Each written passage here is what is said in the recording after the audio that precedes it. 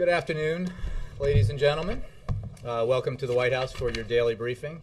As you know, on Thursday, President Obama will travel to Iowa, where he will highlight the latest item on his congressional to-do list, urging Congress to support American jobs and manufacturing in the clean energy sector by passing legislation to extend the production tax credit and expand the 48C Advanced Energy Manufacturing Tax Credit. Today, I am joined by Heather Zeichel, Deputy Assistant to the President for Energy, who just concluded a meeting with wind energy developers and supply chain manufacturers to discuss the value of the PTC and the 48C tax credits to a range of industries, companies, and communities, and how we want to work together to ensure that they are passed. We are also joined by one of those manufacturers, Terry Royer. Terry is CEO of Winergy Drive Systems Corporation, which is headquartered in Elgin, Illinois, a western suburb of Chicago. Winergy started here in the United States with 11 employees in 2001, assembling and testing gearboxes, a key component inside a wind turbine. Today, Winergy operates 2 factories in Elgin and has 380 employees. Winergy and the jobs they have created in Illinois is an example of what is at stake if Congress fails to act and fails to extend clean energy tax credits. As you know, as with all the items on the to-do list, this one has enjoyed bipartisan support in the past. We certainly expect and hope that it will garner that same support moving forward. As is the case when I have guests, what I'd like to do is turn it over to Heather, who will have some remarks. She'll turn it over to Terry. I'll call on you for any questions you have, the two of them on this particular issue. You can save for afterward questions on other issues. Once they leave, I'll be here to take those questions. And with that, I give you Heather Zeichel. Thank you. As Jay mentioned, the President recently proposed his to-do list for Congress, which contains a number of key provisions that help create jobs and strengthen our economy. As you know, there's a key energy provision on that list. First, the production tax credit, which expires at the end of this year, provides a credit per kilowatt hour for utility scale wind producers. And second, 48C, the Advanced Energy Manufacturers Credit, provides a 30% credit to manufacturers who invest in capital equipment to make components for clean energy projects in the United States. Now, what's true of all the proposals, as Jay said on the list, is that they have historically been supported by both Democrats and Republicans. The President will be in Newton, Iowa on Thursday to visit TPI Composites, a wind manufacturer, where they employ 700 workers. And it demonstrates how important the production tax credit has been, not only to the success of their industry, but looking forward, their continued success. When it comes to the PTC, it has very broad support across the political spectrum. The extension is supported by the Chamber of Commerce, the National Association of Manufacturers, the National Governors Association, including governors like Brownback and Branstad, as well as Republicans in both the House and the Senate.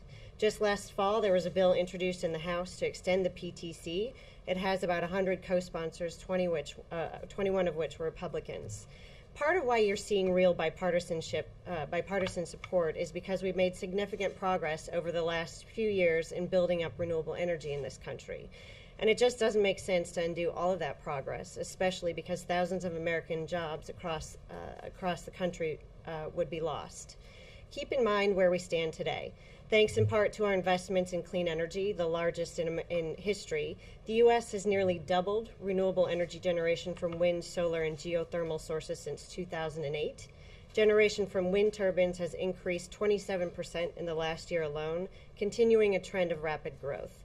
Moreover, the administration's combination of tax credits and deployment and manufacturing has helped to increase the domestic content of clean energy technologies in recent years. By some industry estimates, domestic content of wind turbines and components has now reached 60%, which is up from around 25% in 2005. That means more American jobs. In fact, today the wind industry supports tens of thousands of jobs all across the country. While these are encouraging trends, it also means that thousands of jobs, including those in the supply chain, are at risk if Congress fails to act on renewing the credits. This isn't guesswork. We know from the past that when the PTC expires, orders of turbines slow, installations drop, and job losses occur. As Jay mentioned, we just wrapped up a meeting with Secretary Salazar and Chu and a number of individuals from representing the wind industry. We met with developers, those involved in construction, and manufacture. I think some of the key takeaways from that meeting I'd like to share with you. Wind overall, we heard, has made significant progress in terms of cost, reliability, and efficiency. This year was a banner year for wind production. But without an extension of the production tax credit, we could see job losses up to 37,000. Some of the direct quotes, without a PTC, industry is about to fall off a cliff. Because of the uncertainty, we heard stories about companies refocusing their efforts outside of the United States, taking jobs and investment dollars with them. Another direct quote, we don't foresee any projects for 2013 in the United States. And finally, all of our construction base will be laid off or moved to Canada without the PTC. So I think these underscore just how important this is. And again, with the history of bipartisanship, we are hopeful that we will be able to work with Congress and get this extension renewed as quickly as possible. I'd like now to introduce Terry. Thank you, Heather. It's a pleasure to be here today. It's a pleasure for me to be one of the many, more than 450 manufacturing companies here in the United States that have came about over the last 5 years because of a bipartisan support for the production tax credit.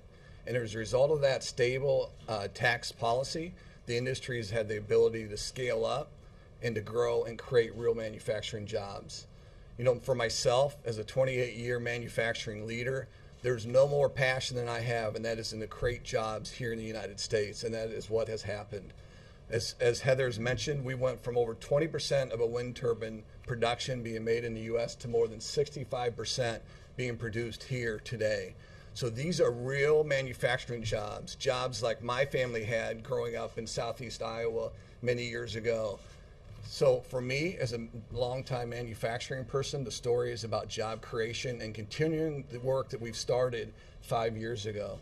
You know, 4 years ago, when the wind industry started to see this boom with this stable tax policy, more than 70% of the capacity that's came online has happened in the last 4 years of the installed base in the United States. So you can see quickly how much the industry has grown, and it's created more than 75,000 direct jobs and indirect jobs as a result of this growth over these last 4 years. So for a company like mine, and again, I'll reiterate, I'm speaking for more than 450 companies. We started with 11 employees 10 years ago and have more than 380 employees today. But I will tell you, with the uncertainty we've already created by not extending this tax credit, my company will be impacted and many of the 480 companies will be impacted. And not only those manufacturing companies, but all those companies, the diner down the street from my factory, you know, the supply chain that supplies my factory will be impacted as well. So for me and for all of us, we need to consider the support we have for this legislation and move it forward, because this has created real jobs and can continue to do so into the future. Thank you. With that, we'll take your questions for Terry and Heather. Who'd like to start? Yes, Jess. All right. For all of you, maybe, can you talk a little bit about what you're doing to get congressional support for this and what sort of reaction you're getting from them? How likely is it that this will pass? Thank you for your question. I think that, as you will hear from the President on Thursday, and as you've heard from this administration from the very beginning days since we were in office, investing in clean energy is a priority for the President. As I mentioned at the outset, the good thing about this proposal is it has a long history of bipartisan support. It also has the support of NAM, the Chamber, and others. So we are working to expand that list of support. We are working hand in hand with those in industry that are able to communicate the potential job loss stories and translate to members that are looking at this question of an extension to translate what that means in terms of jobs in their communities and in their home districts. And you know, we are working every day with our legislative team to continue the dialogue with the Hill and find vehicles to move this as quickly as possible. Sure. Thank you for taking our questions. Do you have an estimate or I guess a time frame for how long you would need the tax credits in place? Yeah, In terms for Because I've heard estimates of 2 years or 4 years or 6 before the industry can kind of be, I guess, self-sustaining. Sure. One of the things we've got to clearly stop doing, and that is starting and stopping the production tax credit. If you look over the last 4 years why we've had it, the industry has been able to scale up. The equipment has become more efficient. The cost of a turbine has decreased by more than 30% over those 4 years. So the industry is getting the scale to where it can stand on its own. So the question becomes is how much longer?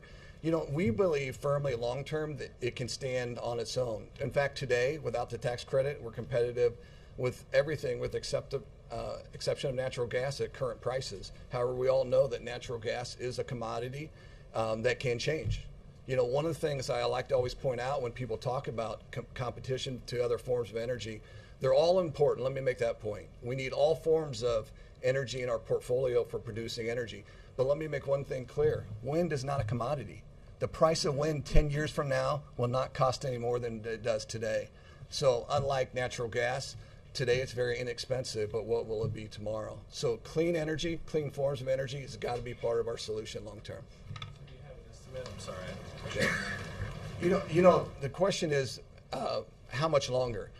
One of the things we can't do is we've scaled the industry up this year or the last 4 years, and we can't pull the rug out, and that's what we're getting ready to do. I think there's a time horizon. You know, is it 3, 4, 5 years? But after that, I think it's good. If you look at the trajectory we've scaled up and the cost that we brought down through the supply chain and the efficiencies gained with the turbines, I think we're in striking distance, but it's hard to predict. Now, if we had the stopping effect that we're getting ready to do without the production tax credit, we just kill all that momentum, for sure. Jared, number 2. Another question for Terry. Terry, in other testimony, I've seen that developers are saying that if they don't get these tax credits down the pike, that they could see production for 2013, calendar year 2013, end because if those tax credits aren't in place soon enough, you won't be able to make those assessments. Is that something that is time sensitive? And I guess Heather was saying something about moving to Canada. I guess your company, are you, without these tax credits, are you not making anything next year, or are you moving to Canada? It's a very good question. My company is an example of many of the component suppliers to the turbine industry by where and you're right, it is very time sensitive. In fact, that's why last fall, we really started talking about the extension of this credit now, because it does have an 18-month cycle time when you go from developing the property to get permitting to ordering the equipment to those orders that come to my factory for the gearbox. So it does have a long cycle. So we do expect impact next year without immediate action on this topic. What's it going to take for your company to expatriate, I guess? You know, again, all the companies like mine in the industry will be impacted, and we'll be making business adjustments accordingly. Kristen. Sometimes the administration has been hesitant to give specific numbers in terms of job creation or losses. What gives you confidence in the figure that you cited, 37,000 job losses that are a possibility? The number that I cited was the number that we heard directly from the industry in our conversations today, and I think as Terry represents, there are certainly job opportunities in the clean energy sector. Certainly, with respect to wind energy, there are tens of thousands of jobs because it's not as Terry said, it's not just about the manufacturers, it's also about the supply chain and the additional jobs that are created there. And because of this uncertainty, businesses are forced to make very difficult decisions.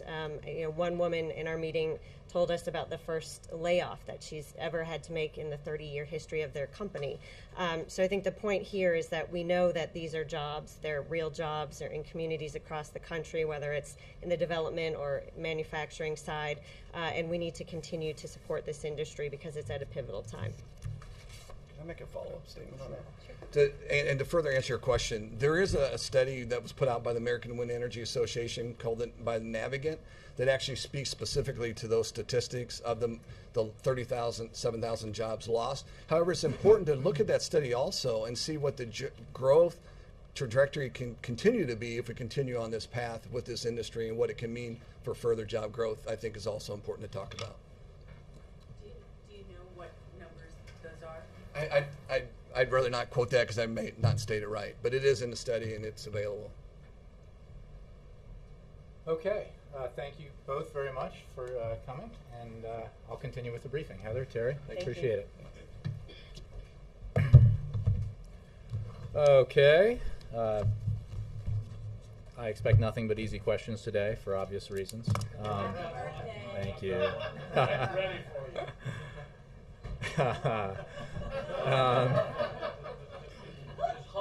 Your response. Yes, it is.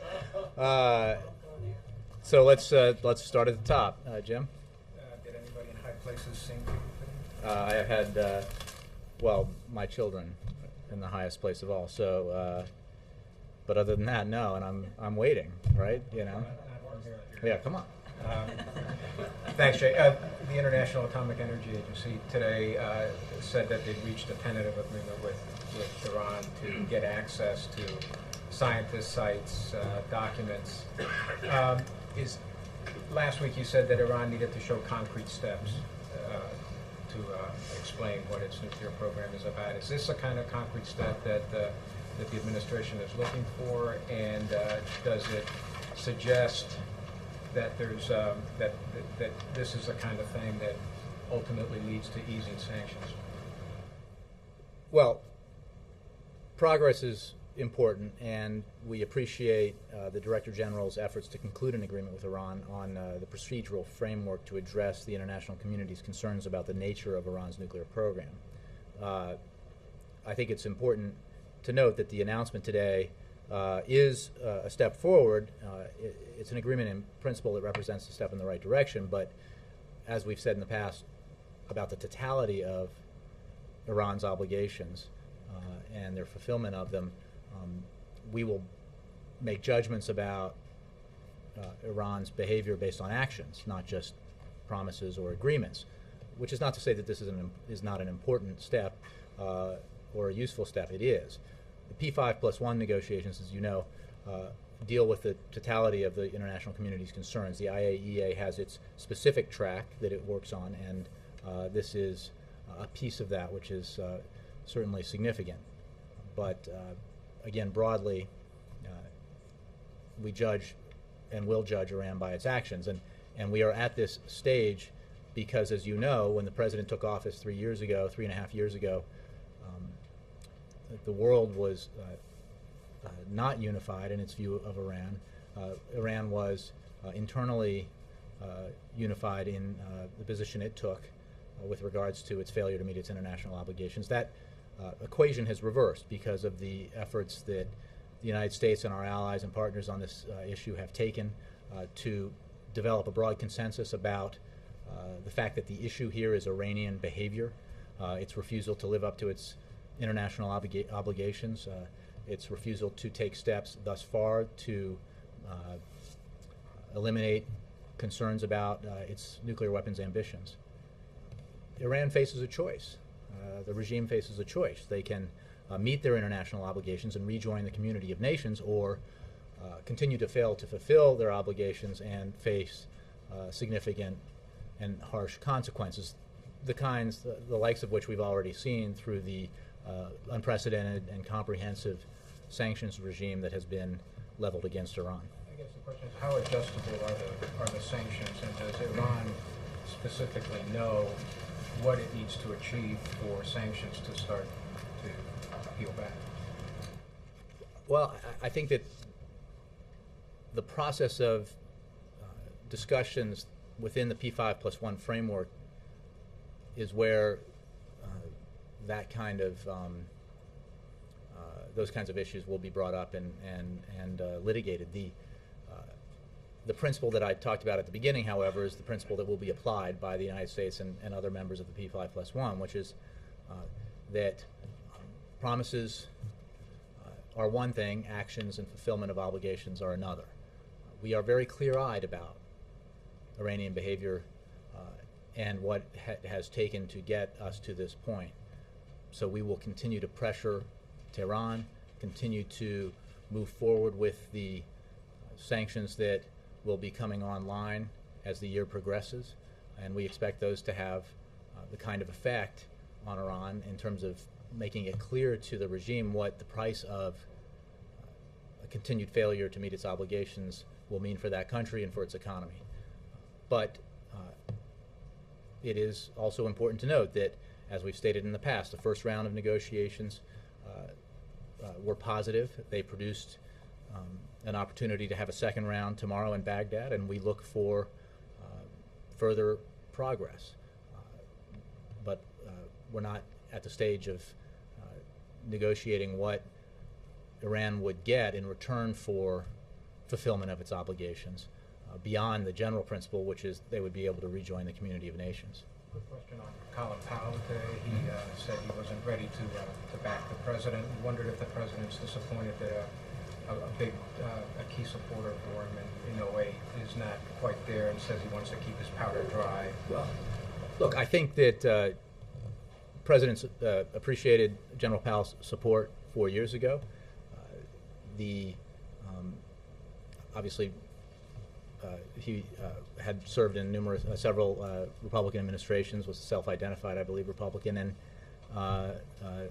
it's up to him and every American to decide whom they will support going forward. The president, the commitments that the president made in terms of national security and domestic policy are commitments that he has worked extremely hard to fulfill in office.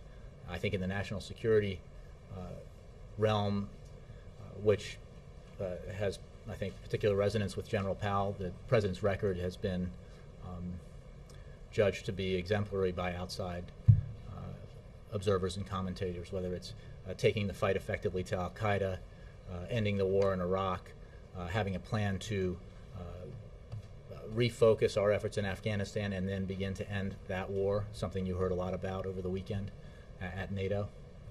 The rebalancing of our foreign policy towards Asia because of the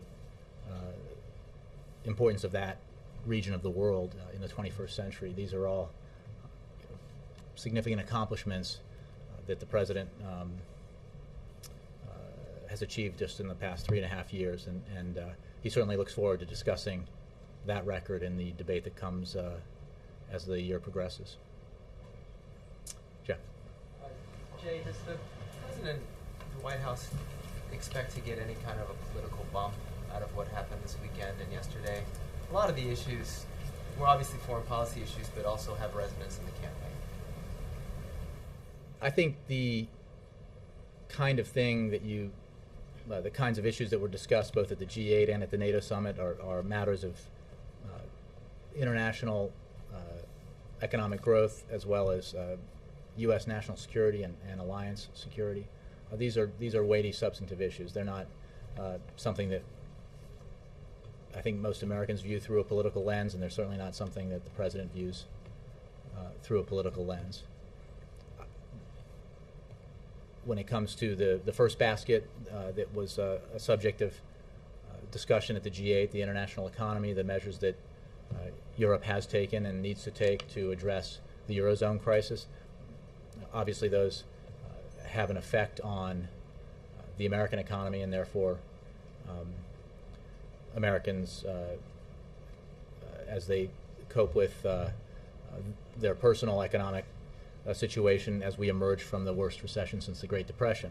The President has spoken very clearly about the fact that Europe and instability there remains a headwind to the global economy and therefore the American economy, which only reinforces the need for us in the United States, for the elected officials who are sent here by their constituents to Washington to get the work done that the people want, to focus on the things they can get done to help the economy grow and help it create jobs. And that's why the President has an agenda that does just that and is filled with items, as we talked about earlier on the to-do list, that have traditionally enjoyed support from both Democrats and Republicans. So we need to act on the things that we can control to help insulate the American economy and the American people from the kinds of headwinds that we've experienced in the past and we continue to experience. Outside of Chicago, do you get the impression or think that Americans were even paying attention to the I think Americans care deeply about the issues that were discussed at NATO, for example. The United States has been at war in Afghanistan for more than 10 years. the costs of that war, as well as the war that President Obama ended in Iraq, have been profound. The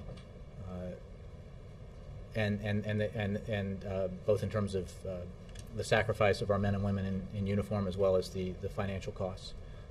So the American people, I think, have a keen interest in this, and they have a keen interest in a policy that is very focused in Afghanistan, that has the support of all of our ISAF and NATO allies, and that contains within it a vision for transferring responsibility for Afghan security to Afghan forces as the United States draws down.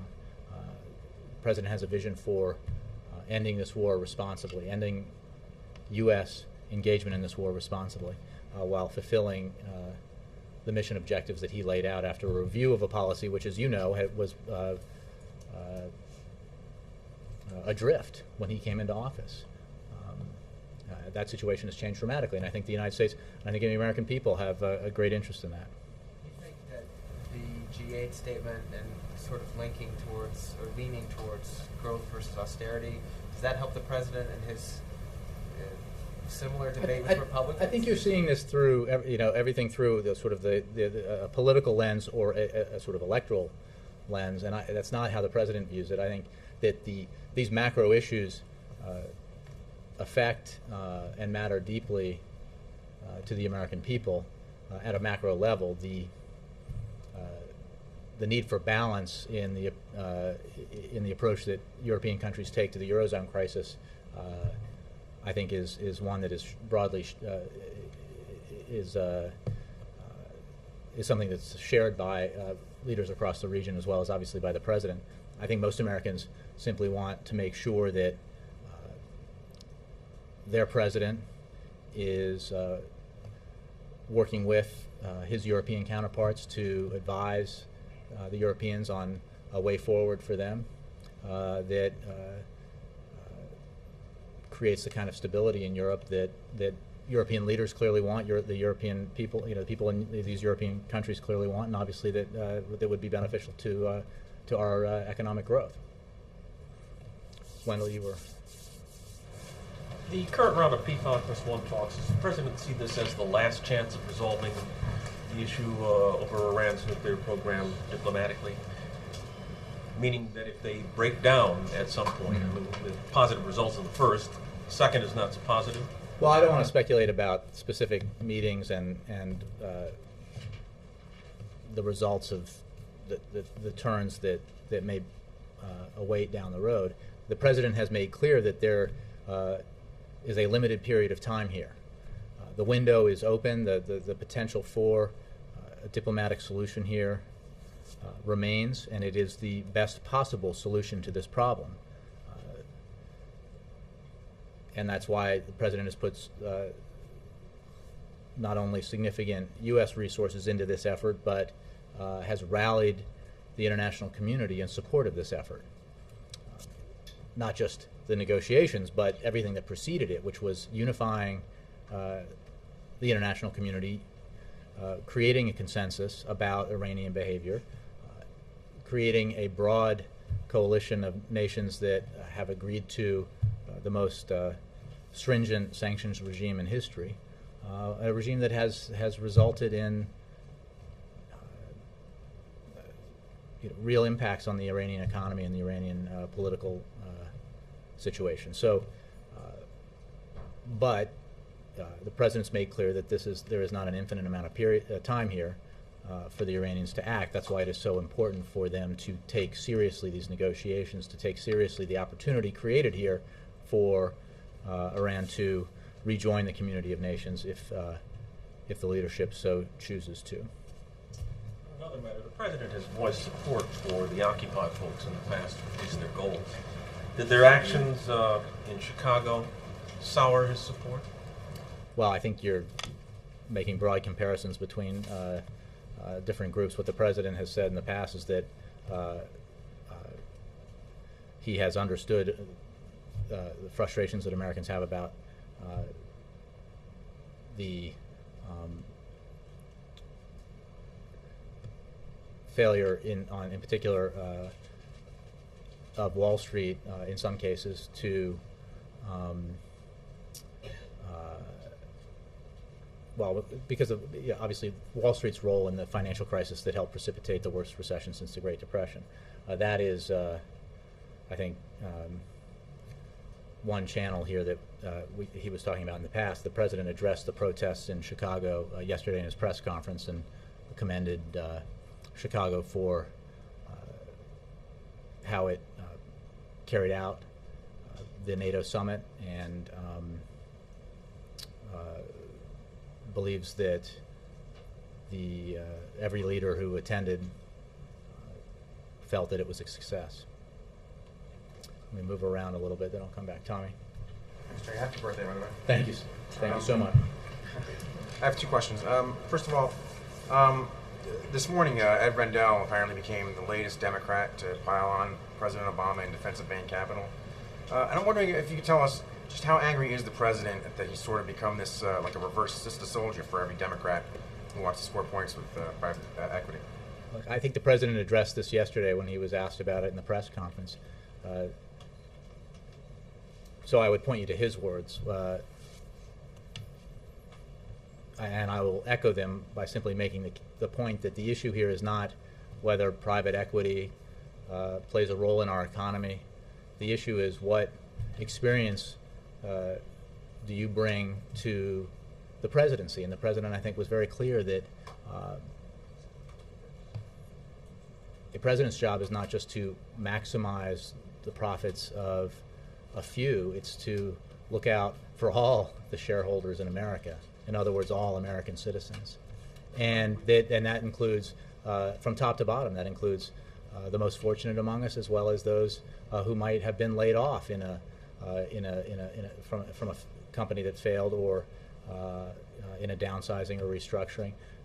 Help making sure that programs are available for job retraining, or to ensure that those Americans have adequate health care. So it's not. I think the point that the president made yesterday was very clear. The issue is if you're somebody who aspires to the presidency is saying that the number one criterion for the job that he has is his experience in business, and that he would bring to the job of the presidency the same approach that he brought to business, it is absolutely appropriate to examine what that would mean in practice and what that approach would mean. And his point, I think, yesterday was simply that that is not the approach that he has, and he doesn't. I mean, I think it's. Isn't he angry that No. every Democrat? I think he addressed this yesterday. Well, I think every Democrat is a gross abuse of the facts, but yeah. My second question was sort of related. Another question I've heard asked a lot about this is, isn't it hypocritical for the president to attack Mitt Romney's record at Bain Capital and yet hold fundraisers and take donations from? No, the issue is, if you those folks aren't running for president, they do not believe that their experience in their line of work wholly qualifies them to sit in the Oval Office and be commander-in-chief and make the kinds of decisions on the economy that a president must make. He appreciates support from Americans from every walk of life and from every area of the economy. And as you know, I'm sure you've reported on it. The fact of the matter is the president's support, as demonstrated by contributions, is comes demonstrably from small, people who just contribute a little bit. They're not from huge donors at all. And for more details on that, I'm sure the campaign can help you fill in the blanks. Jake.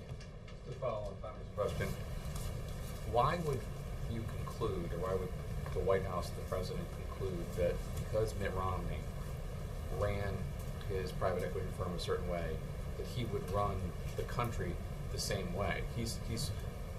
Mr. Romney has talked about experience that he has from that. That doesn't mean that he would then start taking the same actions as president, right?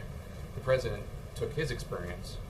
Didn't mean he started running the country like a community organizer or like a state senator. He just had experience. Well, no, but the experience he had as a community organizer and a state senator, and then as a United States senator, were the experience that he believed helped qualify him for the presidency. He made the case and that But he didn't record. do it as a community organizer. He did it as a president. And my question is, why are you saying that he would run things? Because the governor himself, the former governor himself, has said as much. He's not running, that I can tell, on his record, or that you can, because he hasn't, on his record in Massachusetts.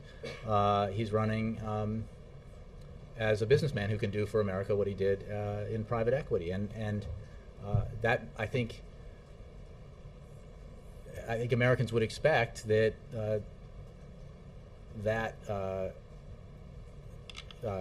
credential deserves some scrutiny. That's all that's happening here. And I think it's also important then to put it in the context of different ideas about how we move the country forward economically. What the president's vision is, both what his record is so far, and since the end of the recession, since his policies have kicked in, the creation of more than 4 million private sector jobs, 11 straight quarters of economic growth, and compare that to and what he would do to continue to invest in education and infrastructure and innovation to ensure that our economy grows.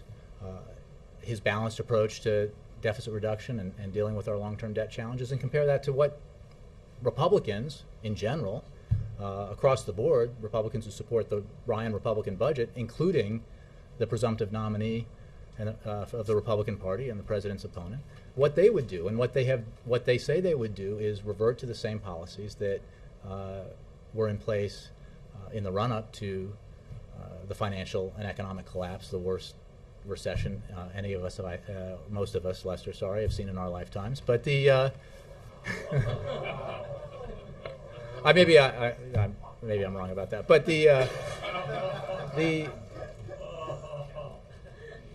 what the Republicans haven't put forward is an alternative that is any different from the very policies that helped bring about this. So policies that maximize benefits for the wealthiest Americans and hope that those benefits trickle down to, I will entertain another question, but trickle down to middle-class Americans are not policies that this president agrees with. He has a different vision. They are also not policies that we need to theorize about, because we've seen them tried and we saw what happened. We saw middle-class income stagnate or decline. We saw the most fortunate and wealthiest Americans see their incomes increase dramatically, and then we saw the whole economy collapse. Not really what you would expect somebody who wants to be president to say he wants to repeat, but there you have it. Okay. So there's a new ABC News Washington Post poll in which twice as many people say they are worse off now under President Obama than say they're better off. For most people, it's about the same. But I think it's 30% say they're worse off now, 16% say they're better off. Under the tried and true standard of are you better off than you were 4 years ago, does this not give President Obama pause? Well, I think that a finding like that needs to be viewed in context, and I'll explain why. You're going to step back? No, well, no, not that far. The fact is, 4 years ago today, we were just in the early stages of economic freefall.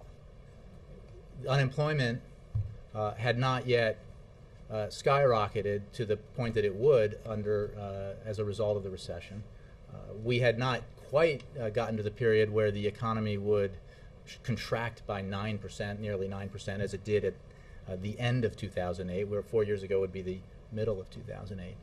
So it is a fact that the worst recession since the Great Depression had not fully blossomed 4 years ago. But if you look at the same data, most Americans, I think, agree with the idea that that recession was caused, its causes predated President Obama taking office. There is no question that most Americans recognize that. It's a simple fact.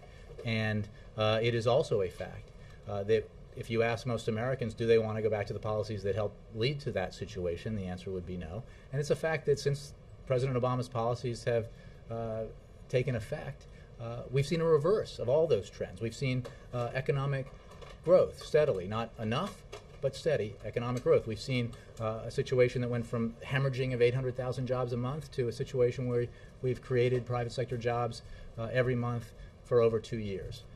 We still have further to travel on this road to recovery, but there is no question that the circumstance we're in now economically and the trajectory that we're on economically is better than the trajectory that this country was on 4 years ago today. Okay, one last quick one is the Romney campaign has put out a web video about Delphi in which workers from that company who were non-union workers who feel like they got shafted in the deal that the Obama administration helped put together during that bailout talk about how they feel like they were victims and how the Obama administration picked winners and losers and opted to give union personnel a better deal than non-union personnel. Do you have a response to that? I haven't seen the ad, but I think the president's very proud of the record that he has and those who worked with him on it to help save the automobile industry. I think if that's a debate that Republicans want to have in the summer and fall, I personally look forward to it. The fact is that every one of those workers at companies like that one and many others across the country would have lost their jobs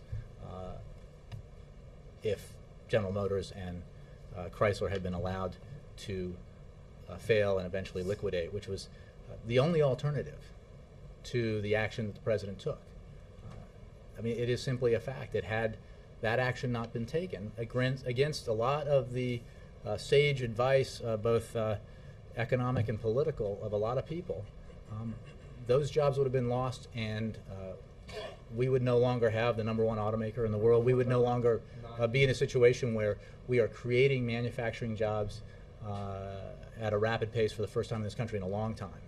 The non-union workers. Again, I haven't seen the specific ad, but the details of that particular company's bailout. I don't, but just again, listening to what you say, I don't know the details of that particular company's situation. What I would say is that the alternative to the actions the president took is the loss of all those jobs, everybody's job in that industry. The president wasn't prepared to let that happen. He insisted that companies that received taxpayer support only received it if they took steps to reform themselves and improve the kinds of products that they were producing. That has happened again, and for that reason, GM, Chrysler, as well as Ford are stronger now than they've been in years. Dan? Thank you. On Bain, is the Bain attack not driven in part by concern in the administration and in the campaign that when you look at the national numbers out there, that most Americans think that Romney is better on the economy than the president? I can just repeat what I said. I would point you to what the president said. It's again, citing the president.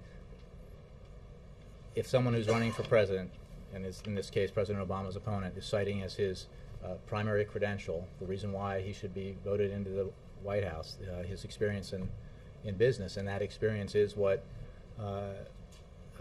he did at this particular firm, it certainly bears scrutiny, and that's what the president was talking about yesterday. But are you trying to undermine the fact that most Americans think that he is stronger in the economy? Well, first of all, I would say most Americans is again, at Tommy, is a slight exaggeration of the facts. But what we have said when you've asked questions about polls showing that Americans still have anxiety about the economy is we completely understand that, and that's why we have to continue to make sure we're taking steps in May of 2012 to help the economy grow and help it create jobs, because the hole dug by that terrible recession was very deep, and we are still only part of the way out of that hole. And we saw this economy lose 8 million jobs as a result, in part, of the policies that were in place prior to President Obama took office.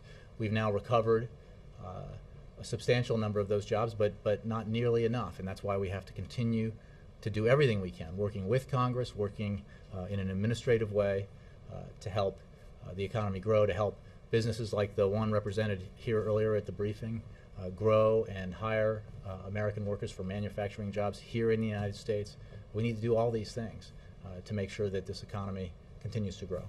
What is behind Ambassador Crocker's decision to leave Afghanistan early, and what kind of impact do you think this will have on the wind down there? The Ambassador Crocker, is leaving and for health reasons, and I would point you to the State Department as well as the ambassador himself for more on that.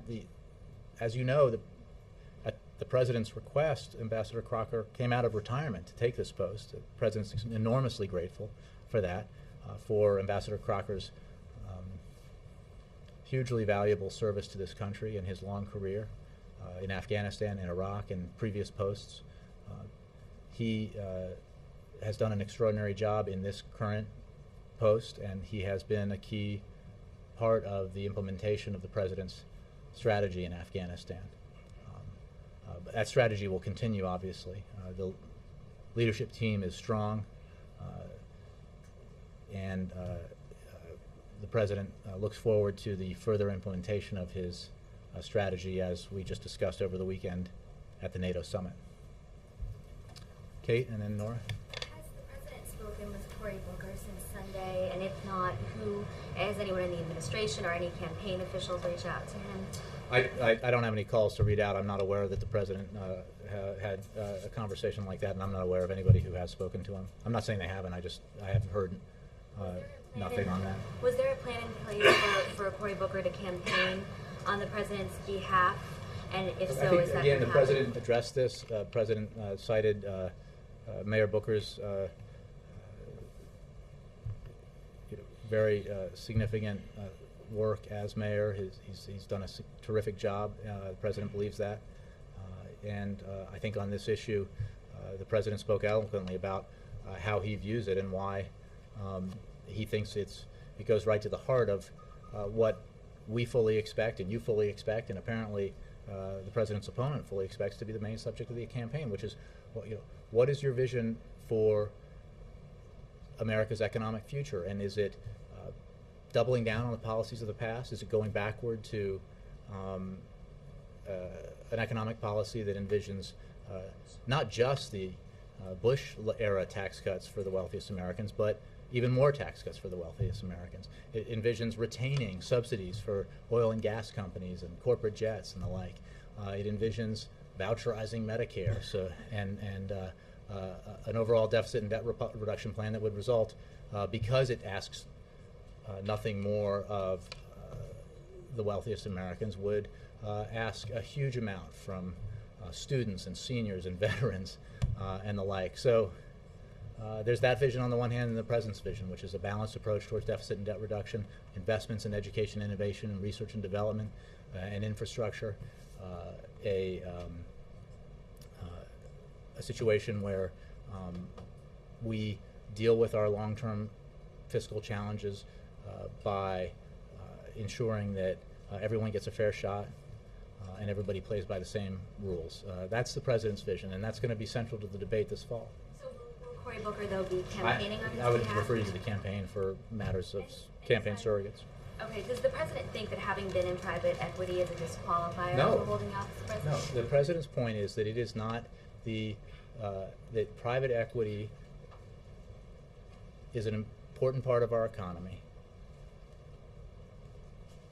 The issue here is that his likely opponent has made clear that his number one credential for being president, as he sees it, the one that he is telling the American people is the reason he should be voted into the highest office in the land, is his experience running a financial company. And we know, and how that has played out, the policies that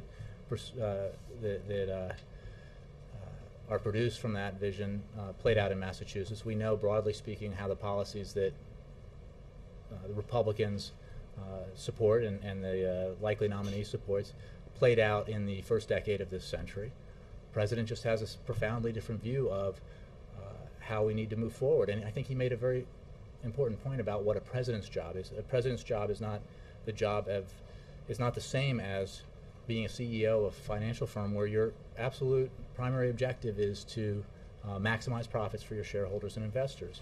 And within the economy, that is a very valuable thing to do, but it is not the same experience or the same perspective that the President believes is the best for a president to have when he or she sits in the Oval Office. There's been criticism though that there's been some cherry picking of some negative examples, and there were jobs created by Bain too. So what's your response to that? I mean, Sununu said on a conference call today, a Romney conference call, that the Obama campaign is cherry picking just the negative examples. Well, I didn't see that, but I did hear that he also said it was absolutely appropriate to examine that record. If we're going to get into the specifics of a campaign ad, I really encourage you to talk to the campaign. When it comes to what the president's vision is, what his perspective is, the things that he said in the press conference yesterday, I'm happy to take your questions. But on the specifics of campaign strategy and the contents of this or other ads, I refer you to the campaign. Yes, Nora? On contraception, as you know, Catholic institutions are now suing the administration, and they say that the administration is stifling religious freedom by defining who's exempt from providing contraception. Cardinal Dolan was on CBS this morning, and he said that it's straitjacketing and a handcuffing exemption.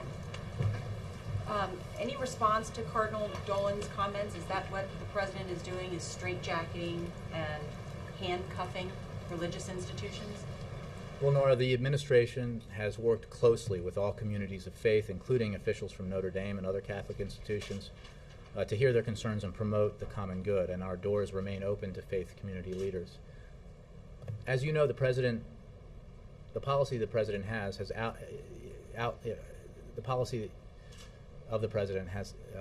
outlines, that he has outlined, meets two important objectives. One, it ensures that women have access to important preventive services, including contraception.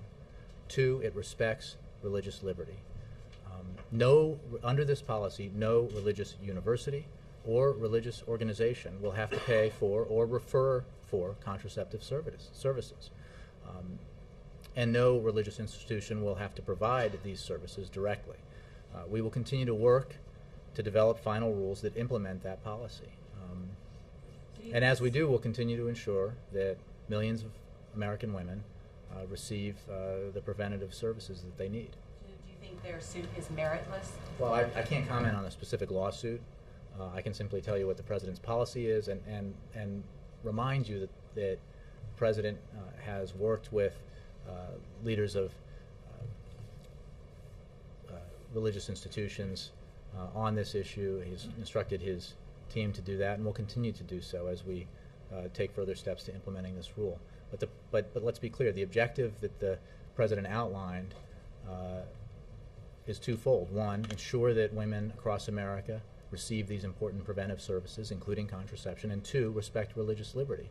You know, the president, as he's reminded you, began his first job in Chicago in a position that was funded in part by Catholic charities or Catholic institutions. So he is very well aware of the important role that institutions like that play in our society, the fact that they can provide services that can be more helpful than any government program, as he has said. He believes strongly in religious liberty and the need to protect it. He also believes strongly in the need to give women access to and provide preventive services that are essential, including contraception. And the policy the president put in place meets those objectives. Kristen. Thanks, Jay. Is it a failure on the part of the administration that officials weren't able to secure a deal with Pakistan to reopen its supply routes during the NATO summit? We continue to work with Pakistan on this issue. We did not anticipate that the supply line issue was going to be resolved prior to the summit, and our teams continue to meet, and we're making diligent progress. We expect this issue to be resolved. We have said that, the government of Pakistan has said that, and we expect it to happen. Can you guarantee a successful transition out of Afghanistan without this deal in place? I mean, Well, I would is refer this you essential to the Pentagon and ISAF for details on those routes and the role they play in terms of supplying resources to our troops in Afghanistan. The fact is, Pakistan says it wants to resolve this. We obviously are interested in resolving it. It will be resolved. We're confident. We did not anticipate it would be resolved prior to the summit. We are continuing to work towards its resolution. Going back to my original question, does the president see it as essentially a failure? I mean, is he disappointed by the fact? But I think, how could he be disappointed by, you're basically setting up a straw man that says it wasn't resolved before the summit. I just told you we didn't expect it to be resolved before the summit, or during the summit. He met briefly with President Zardari. There was no expectation for it to be resolved during the summit. This is being worked on diligently by representatives of both governments, and we expect it to be resolved. Thanks, Jay. Jared. I have an easy question. Can you preview all the president's speech tomorrow for the Air Force cadets, if that's the right phrase? At the Air Force Academy. I'm afraid that I will have to leave you filled with anticipation because I haven't read the speech yet. I'll do one more. Dave. Yes, tomorrow the head of the Secret Service is scheduled to give his first public testimony on misconduct in Cartagena. Does the White House believe, in light of the embarrassing nature of the scandal and the fact that it overshadowed the president's visit there, that Mark Sullivan should apologize to the public or to the White House? The president has addressed this issue on a couple of occasions. He has great faith in the Secret Service, believes the director has done an excellent job. The director moved very quickly to have this matter investigated and took action very quickly as a result of that investigation. I don't want to anticipate his testimony. Final thing, let me just on that. There's now stories that this issue has now encapsulated another agency, with the DEA now investigating its own staff for having prostitutes in Cartagena. Does the White House believe that this is like the Secret Service saying an isolated case, or is there something more to be looked at? Are you comfortable with basically? My understanding is the DEA is going to conduct its own investigation, so I would refer you to the DEA. Thanks all. Thanks.